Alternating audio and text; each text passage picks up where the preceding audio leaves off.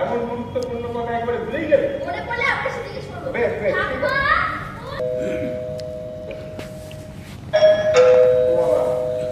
এই সময় আবার কে এলো? দিদিভাই, দিদিভাই, দিদিভাই দেখো তো কে এলো।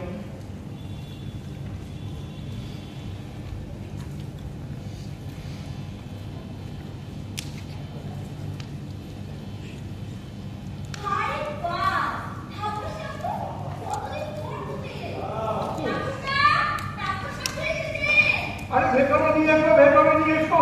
সামনে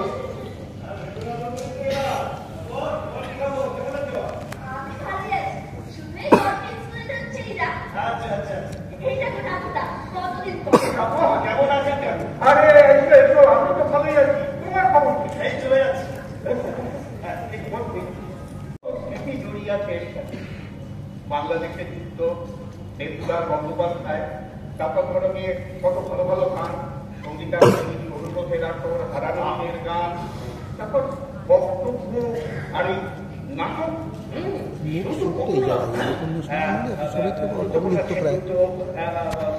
বন্দ্যোপাধ্যায়, তারপর ধরো তোমার ওই জগন্নাথ বসু, শর্মিষ্ঠা চট্টোপাধ্যায়, বীরেন ভদ্র, হ্যাঁ ওদিকে শাওলি মিত্র, তারপর শুক্ল বন্দ্যোপাধ্যায়, কত আচ্ছা বলো এইরকমটা আমি এখান ছাড়া কোথায় পাবো?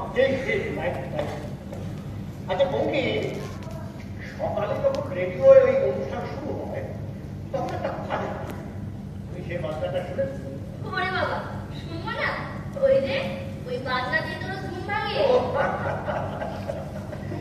আচ্ছা ওটা গান বাজানো তুমি জানো? জানো। ওটা তৈরি করেছিলেন ওয়াল্টার কপম্যান নামে একজন মানুষ। শরণার্থী হয়ে দ্বিতীয় বিশ্বযুদ্ধের সময় ইউরোপ থেকে পালিয়ে ভারতবর্ষে চলে যায়। আর যদি এখন বুঝবে না, যারা গান বাজনা করেন তারা বুঝবে ওই সুরটা রাগ শিবরঞ্জনের উপর তৈরি। হ্যাঁ, বাড়িতে বসে কাজ করার সুযোগ হলো বুঝলে, তবে মনে হয়েছিল বেশ কি ভালো, কোথাও যেতে হবে না, ছুটতে হবে না, খুব মজা। তারপর আস্তে আস্তে দেখলাম যে অফিস যাতায়াতের পথে কত মানুষের সাথে সংযোগ, আলাপ পরিচয়, কত মানুষের সঙ্গে নতুন নতুন ভাবে আলাপচারিতা, এগুলো কেমন সব হারিয়ে ফেলছি জানেন। অফিস কলিগরা নেই, একটা কাজ ঠিকঠাক করতে পারার চেষ্টা শেয়ার করা নেই। এখন দিন রাত সব সময়ের দাস হয়েছি। রাত্রেও যে কোনো সময় একটা রিপোর্ট তৈরি করতে হতে পারে। ওই ট্রেনের হ্যান্ডেল ধরার কথা তুমি বলছিলেন না? তারপর হ্যাঁ, আমার নিজের জীবনের একটা গল্প মনে পড়ে। কলকাতায় চাকরি করার সময়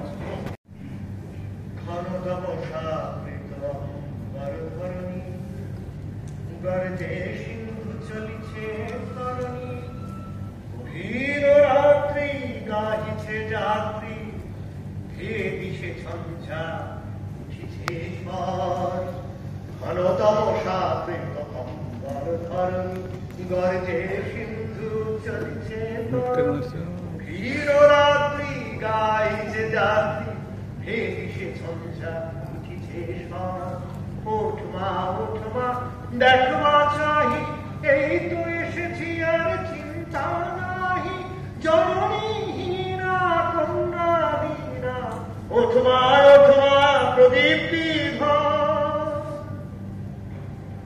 লঙ্ঘিব নারী পর্বত রাজি, তোর কাছে আমি এসেছি তো আজি, কোথায় জননী চির রজনী, ঘরে যে আসনি বহিছে একই কুটির মুক্ত দ্বার, নির্বাণ দ্বীপ গৃহ অন্ধকার, কোথায় জননী কোথায় জননী, শূন্য যে শয্যা শূন্য যে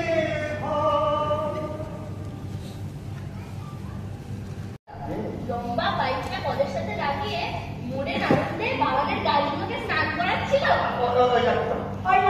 শুরু হয়ে গেল। আর সেই টেনশন না, শেষে তাপস এখন নাচ বলে শুনে। আসবো না, তাপসের সাথে আজকের সম্পর্ক সেই কবে থেকে থিয়েটারের কাজকর্ম একসাথে করা, ওঠা বসা। আজকাল তো চারপাশটা কেমন ফাঁকা ফাঁকা হয়ে গেছে, সবাই যেন একা একা ঘরে থেকে ঢুকে যাওয়ার চেষ্টা করছে। এক সময় আমার প্রথমেও ভেবেছিল মেলামেশা, চলাফেরা, পরিবার বলতে তো এক সময় মানুষ সবটা মিলে বুঝতো। কি বলো তাপস? একদম একদম। তা মা কেমন আছে তো? হ্যাঁ, মা ভালো আছে। বৌদি, একটু চায়ের ব্যবস্থা করো।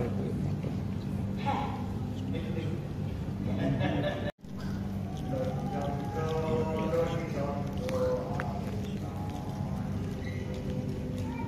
আমি জানি, আমি জানি, আমি জানি, আমি জানি, এই অপরাধ আর শয়তানি, আমি জানি।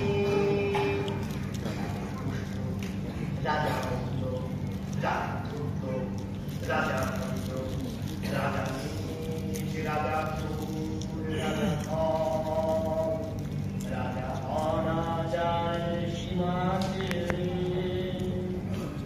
রাজা অনাচারের সীমা ছেড়ে, অভাগারে ভাবে মেরে আনে দেশে গৌরব।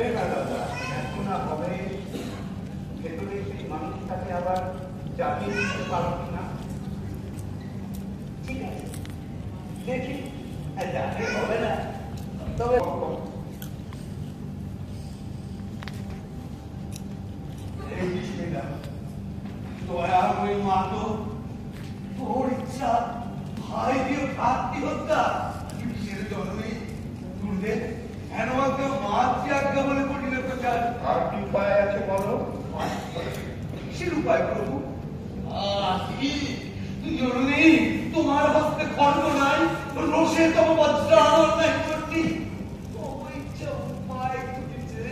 খুঁজেছে সুরঙ্গ পথ চোরের মতো রটা পাপ পুণ্য তুমি কি বা জানো? তোমারই কাছে তবে 100 বৎসর আর এক শিক্ষা দিই, পাপ পুণ্য কিছু নাই, কেবা ভ্রাতা, কেবা আত্মপর, কে বলিল হত্যাকাণ্ড পাপ? তবে কে বলিল হত্যাকাণ্ড পাপ? এখন এই বিভ্রান্তির সময়ের মধ্যে দিয়ে আমরা চলেছি। চারিপাশটায় ডাক্তার সাধারণ মানুষের নির্বিচারে হত্যা, নির্বাচনের নামে, ধর্মের নামে নীরবা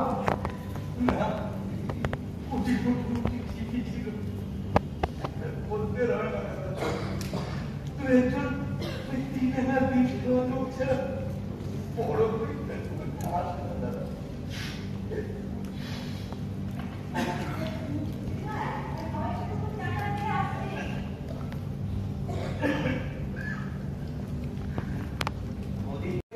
আসতে কখন? খাবার সময় তার হাতে থাকলো না। হ্যাঁ হ্যাঁ, রমেশ কাকার বিষয়টা হয়তো সত্যি বিশ্বজনীন, কিন্তু আজকের এই উদার অর্থনীতি, মুক্ত বাজার, এসবের সামনে দাঁড়িয়ে এই বদলটাকে আটকানো যাবে না বাবা? যেটা যাবে না, যেটা সত্য বাস্তব, তাকে তো আমি মানছি দেখব, কিন্তু তাই বলে ভেতর থেকে প্রতিরোধের একটা ইচ্ছে থাকবে না, তাহলে তো মৃতের মতো হতে হয়। তুমি জানো না বাবা, যারা বেহাল অবস্থায় পড়েছে,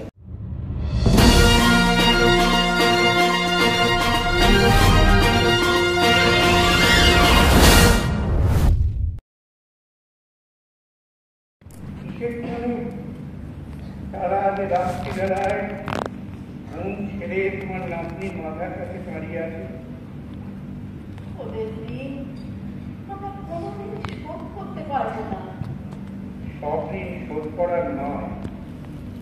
চেষ্টাও করতে, কারণ সব ঋণ শোধ করা যায় না।